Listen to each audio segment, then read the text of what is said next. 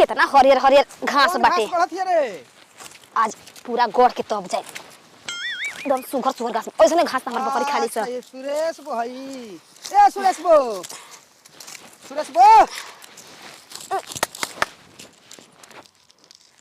ए सुरेश बो।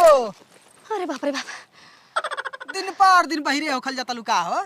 का कहता ला दिन पर दिन औरी बहिरे होखल जाता लू पड़ा मुखिया जी। अबे दिन पर दिन औरी हम का बोली बहिरी से दिन पर दिन ढेर बहिरे होखल जाता लू का तो बाहिर बानी त हाई कौन हाई माने कौन बाप ढेर सुनाला ना माइक लगाओ थे माइक माइक हम मुखिया जी कि कुछ और इशारा अकेला देख के सिवा में कुछ और इशारा हां हाल भैया क्या कहता बाहिर के कहता हम हई तू बाहिर ना हो का कहता नी मुखिया जी। अरे बाहिर औरी होखल जाता लू कहां बाहिर हई माने हमरा जतिया भुला गनी मुखिया होते बाहिर हम सुरेश बाबू हां घास गढ़ब ये हमार खेत है हमार घास काटे गोइनी मुखिया। ए बहिनी ये हमार खेत है हमार आपके खेत है हां त का हो जाए घासियन करतन मुखिया जी बताई हम गरीब दुखिया आदमी रोपनी आपके घर में सोहनी आपके खेत में तो घास काट के दूसरा के खेत में जाई पते नहीं खे कि मुखिया जानी तो हमारा के तो बोलबे करिए करो के ना छोड़ी ना कुछ है ना मुखिया जी देखिए अकेला दे के इशारा गलत आप करतन ठीक बाटे ई कोनो गलती बाटे आपके घास गड़ेल में तो कुछ कह दी फंसा दे बहिरी पक्का फंसा दी। मुखिया जी गजब हाल बना जानतर कि बाहिर आदमी है आंधर थोड़ा है कि इशारा करता ना यही से मुखिया नहीं बोलत रहले हमरा बुझाता गढ़ब घास बरियान न बटे कि जब मुखिया जी के होता का डर बा मुखिया जी के खेत में त रोपनी सही सब होला देवर के प्यार स्वीकार करो हंसते होली में तोहार दुनु मोरी के नमस्ते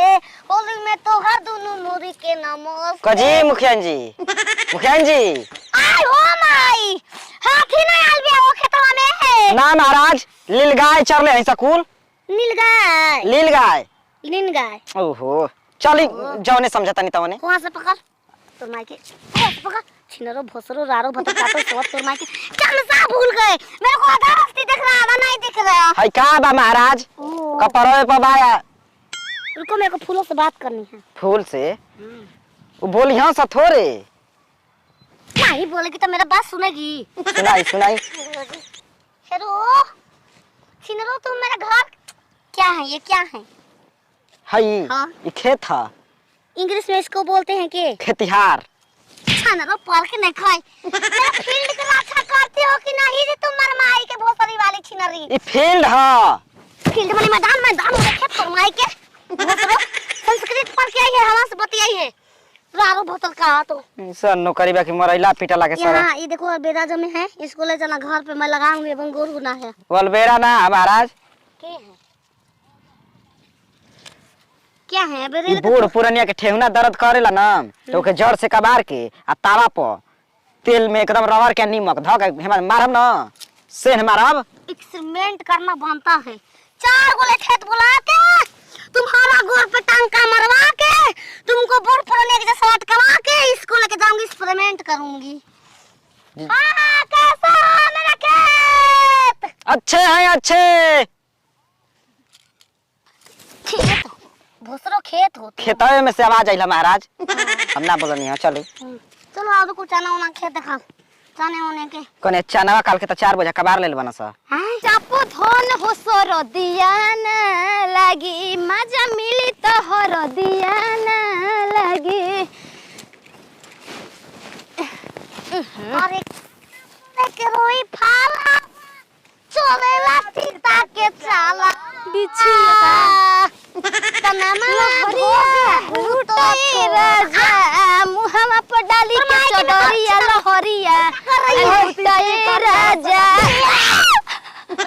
काटो कम डिपेंडक अखिया में घचावा ना मरले बा मैं आई तीसी छिटल बा धा के रेला तड़ू तू गड़वा घास मेरे को पहचाना है हां मैं के हूं हां मैं के हूं तुम्हारा का बनी हमरा के बोली का कहतनी आ पड़ा मुखिया जी की कर रहा की हैं की कर रहे हो छिंदरो? कुछ बोलन त हम खाली थप्पड़ पे थप्पड़ जवाब। ओ अब समझ में आया हमको। यार ये कने भिरी ये बहरी है। वो तो हमको बहरिया आइल बानी, हम कौन घर में बानी? बहिर बहिर बजाए हराइला मारा मारो लल्ला अब लल्ला मुखिया ने कुछ कहा तड़ी सुना हमरो के लिए चल ना खाड़ा में लड़के घोसरो तुम्हारा पकपका दूंगी तो क्या गोहिर कर ली खोल दे। अरे ना हमारा सुधा मत खोला मत दे। घोसरो ये क्या है? ये क्यों नोचा? क्यों? तो ले ली घसिया मारत काहे बानी? समझ आया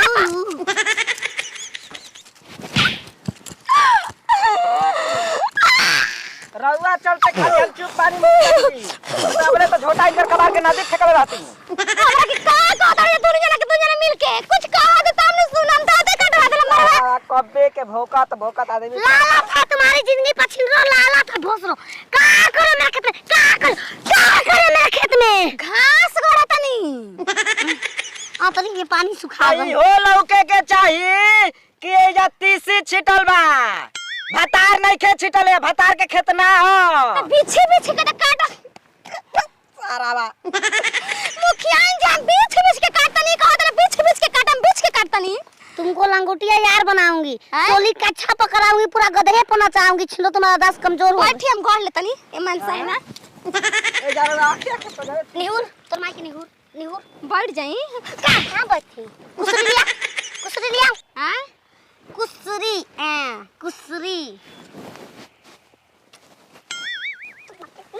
तोर माई के तेरा पानी तो कहतनी के हेतर हो जो तुम इस तरह से करो, देखो सी आई सी तुम करो सुनाए कि कुछ है नहीं तुम करो ऐसे मैं जैसे करके बताया। का कहतनी ध्यान केंद्रित मेरे पे, माना कि मैं गरीब हूँ, चलो इस तरह नीक लागतनी मुखिया जी नीक लागतनी कहता भोसड़ी मारे करके मार छिटके मारो करके छिटके मार। तू कहा तड़ी के हेत तारे करो माना कि मैं गणित हूँ। अच्छा गढ़ित पढ़ाई म ली हम ना आएंगे आज। हाँ बैठी समझ गया तू, कुर्सिया पर ऐसे रहना सीधा कौन ढकेला पकड़ना नहीं है, इस तरह करना है, दोनों हाथ ज्वाइन तल्ली तब गढ़ दही ली हम खड़ा बने आराम करतनी इससे तुम्हारा लदरी फदरी सब बुलाई रउआ कर के जाए। घास गड़े के कहतिया हैं? रउआ के हैं?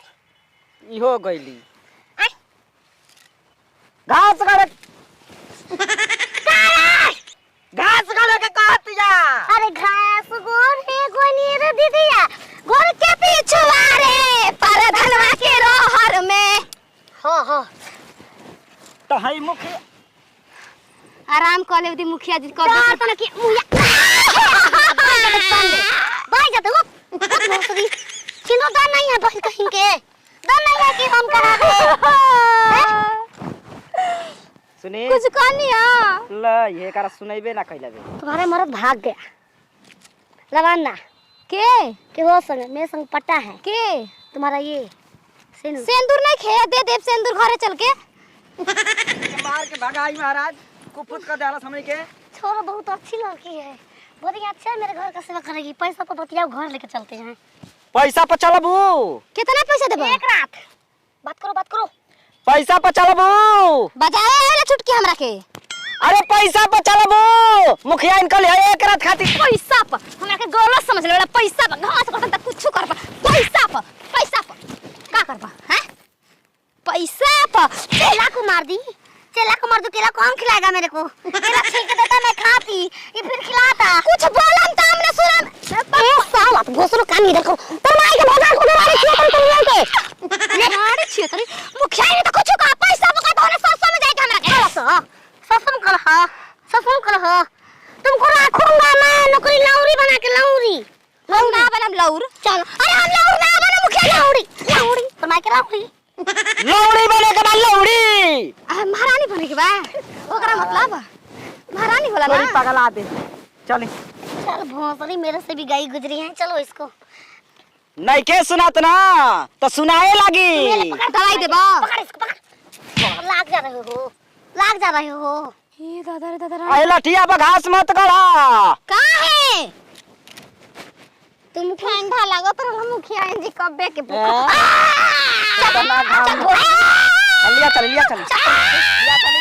चलो तुमको गाय पानी का सजा दूंगा गाय पानी का गोबर का चलो